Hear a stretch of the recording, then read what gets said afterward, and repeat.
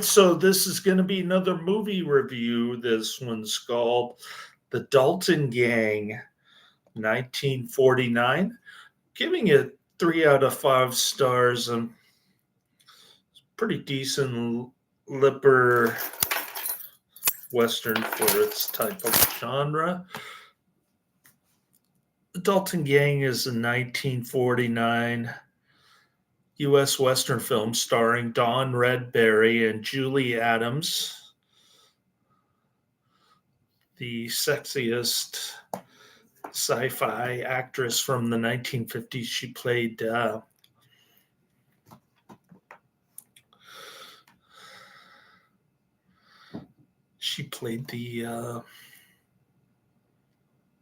creature from the Black Lagoon. Remember her in a one-piece bathing suit with her hair wet, laying on a rock? Oh my goodness. That's the stuff of my teenage fantasy when I was growing up. That was like a more erotic than a porn film for me as a teenager growing up. All right. It was directed by Ford Beebe, this Dalton Gang. Sorry to get sidetracked on Creature from the Black Lagoon, but it's got a bunch of familiar faces. Robert Lowery, who played Batman in the mid 40s, is in this. Robert Lowery's in a bunch of movies. And then you've got the ubiquitous Brian Foulger, who's in countless westerns. The Dalton Gang has been carrying out a crime spree around the town of Rincon. U.S. Marshal Larry West is being sent to deal with them. On the way, he encounters a man being chased by natives. He is shot and falls from his horse, but West interrupts the natives before they can check if the man's dead. While West is tending the wounded man, a stage arrives and West asks the driver to take the man to Rincon. When they arrive in town, the townsfolk assume the wounded man, Joe, is the marshal, as someone in town has been tipped off that one is being sent there. West convinces Joe to maintain the assumption that he, West, can investigate undercover. West assumes the name Rusty Stevens. The local newspaper editor, Amos Bowling, played by Brian Foulger, who has recognized West, is also sworn to secrecy. The production is Donald Berry Productions, distributed by Lippert Pictures. We mentioned them. Release date August 21st, 1949. Running time 58 minutes. Nice, clean 58 minutes. I might be able to squeeze one more review in after my nappy poo. Country, United States, language, English. Okay. Rusty meets Boyling's assistant, Patty Medford, the beautiful creature from the Black Lagoon, babe.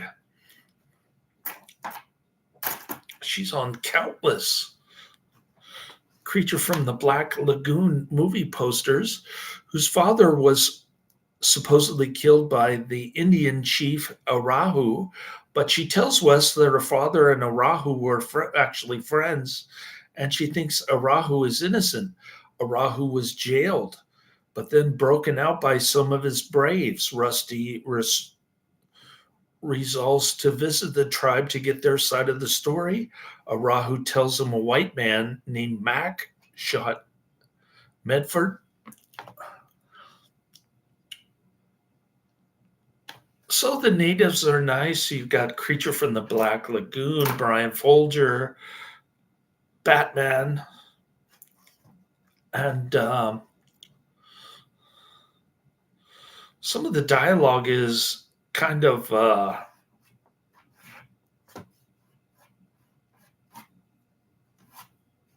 almost a different language. I don't understand some of the uh, slang from the 1800s, but I guess they're trying to be authentic, Lippert Pictures, and use weird slang that I've never heard before. But there's a pretty cool fight scene, and the ending is nice. Um, so it's not a bad western. It's not great, but it's probably like one of those serial westerns.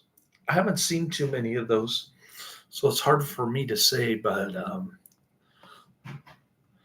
it seems like a serial western from around the same time. A lot of horses running around, and natives yelling and firing shotguns on their horses. The Navajos seem like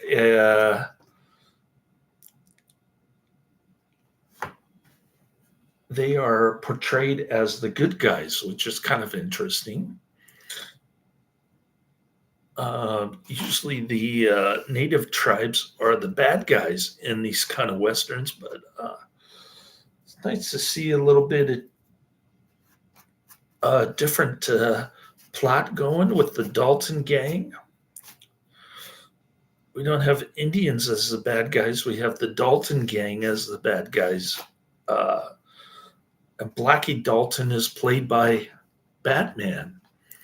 Rusty visits J.J. Gorman, president of the land company, who is in fact leader of the Dalton gang. In his office are Gorman's lead henchmen, Blackie and Mac. He offers to work for Gorman as a hired gun, but Mac says they don't need anyone as some hired guns are already on their way. When Gorman calls Mac by name, Rusty realizes he is the man who killed Medford. When he leaves, Mac tells Gorman that Rusty is really West, as he was the one who tipped them off that he was coming. Gorman tells Blackie to arrange for somebody to kill Rusty, but to do it in front of enough witnesses to make it look like self-defense. Everything is happening so fast, it's hard to keep track here. But fortunately, we have Wikipedia to help us.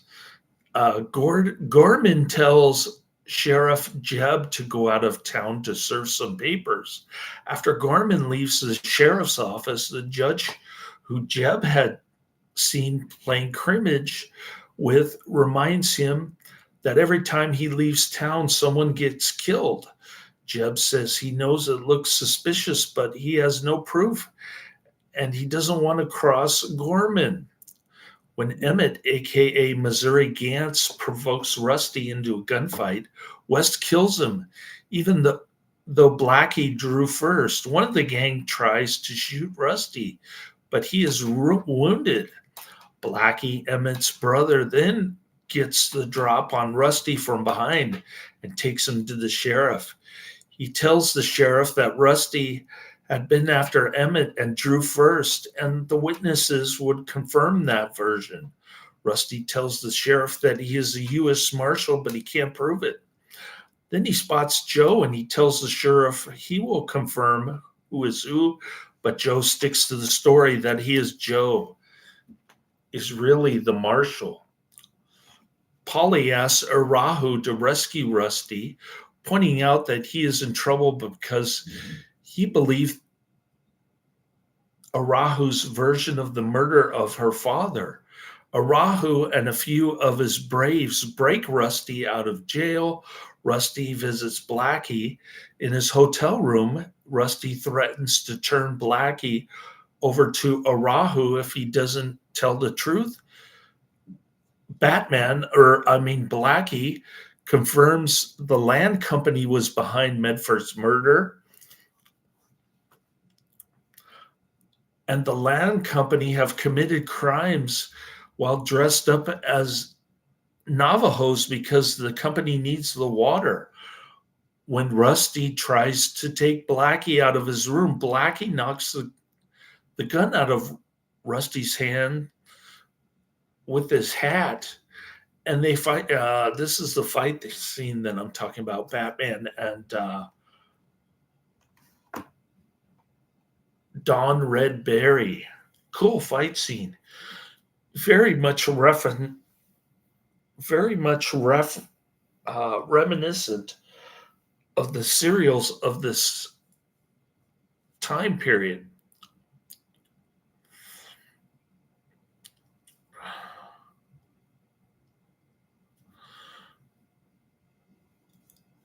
They fight before Rusty manages to shoot Blackie in the arm. The gunshot rouses the gang members in the other rooms, and Rusty forces Blackie to leave through the window. He takes him to the judge.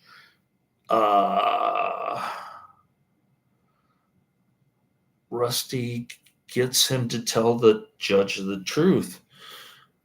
Gorman gathers the whole gang to go after Rusty while the judge is filling out the legal paperwork. Blackie asks for a glass of water. When he is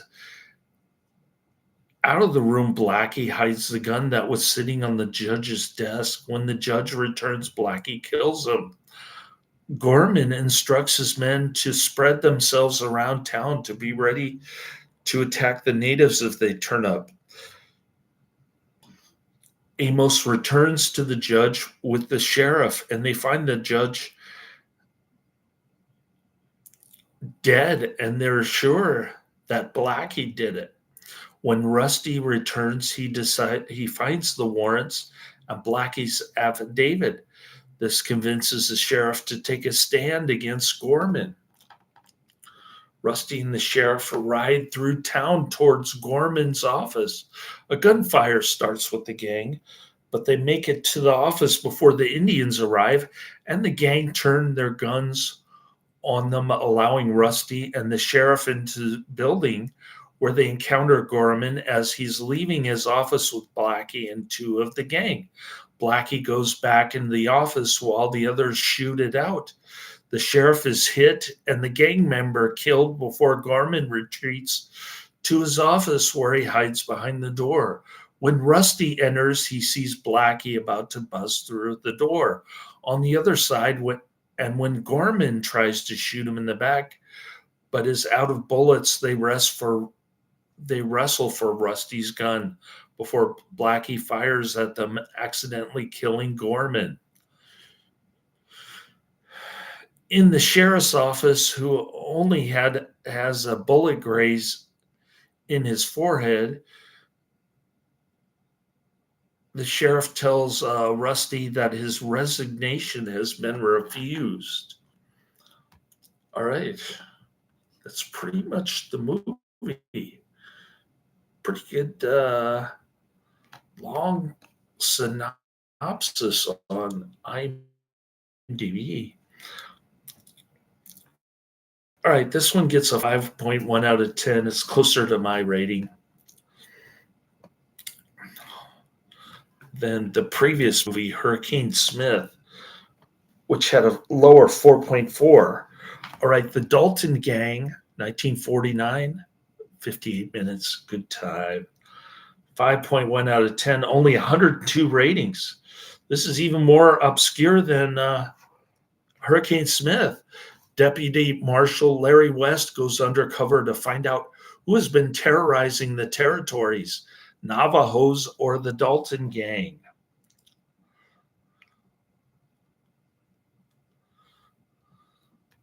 All right.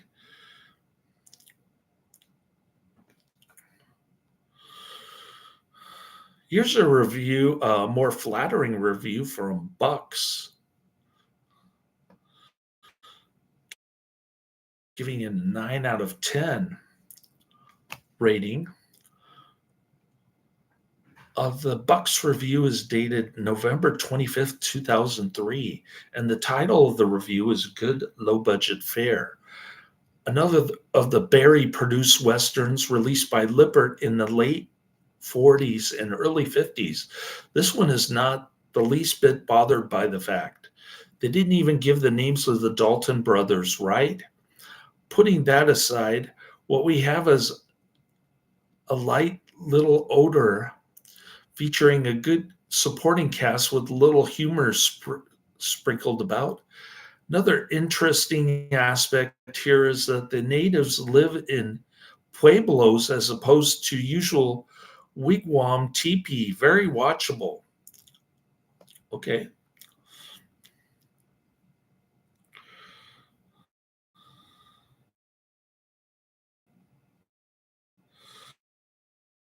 They're giving it 4.5 out of 10. I guess for this genre, it's pretty decent Western. More like this Crooked River, Hostile Country, Marshal of Hell Dorado, and The Treasure of Lost Canyon. This is the film debut of Julie Adams from Creature of the Black Lagoon. What a great actress she is. What a hottie. She's got the perfect kind of,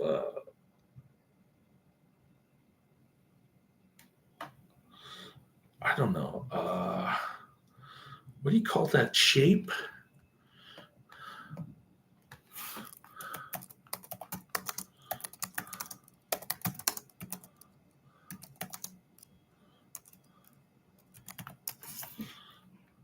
Hourglass. Yeah, she's got the hourglass figure. Like this. All right. During the opening chase, the participants go past the same boulder twice. Sheriff Jeb is quoted while chuckling. Well, Judge, you have heard the old saying, lucky at cards, unlucky in everything else. Judge Price, they both laugh. Yeah, at my age, a man's just lucky to be alive. All right. Release date October 21st, 1949. United States. Country of origin, United States. Language, English, also known as Outlaw Gang. Filming locations, Iverson Ranch, Iverson Lane, Chatsworth, Los Angeles, California, USA. Production company, Donald Berry Productions. Runtime 58 minutes in glorious black and white, sound mix mono, and aspect ratio 1.37 to 1. Going down the list, I've got Sleigh Ride, Christmas in the New Frontier, 2024, followed by Touch of Evil, 1958, number 2 on my list. And number 3 is Replicant, 2001, little Jean-Claude Van Damme.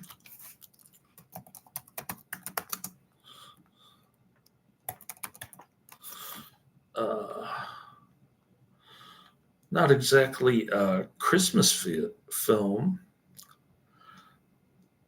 Directed by Ringo Lamb.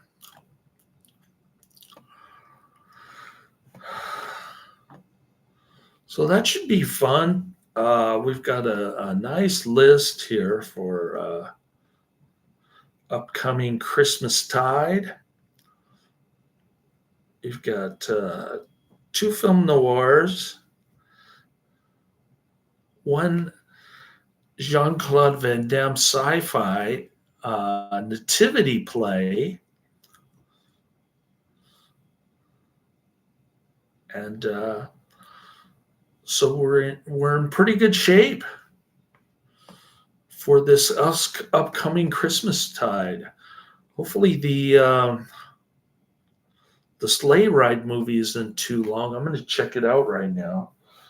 But pretty decent Western, not bad. It is a little confusing, and the dialogue is crazy, but a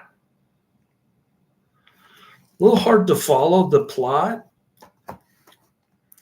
Wikipedia helped me a lot on this one. And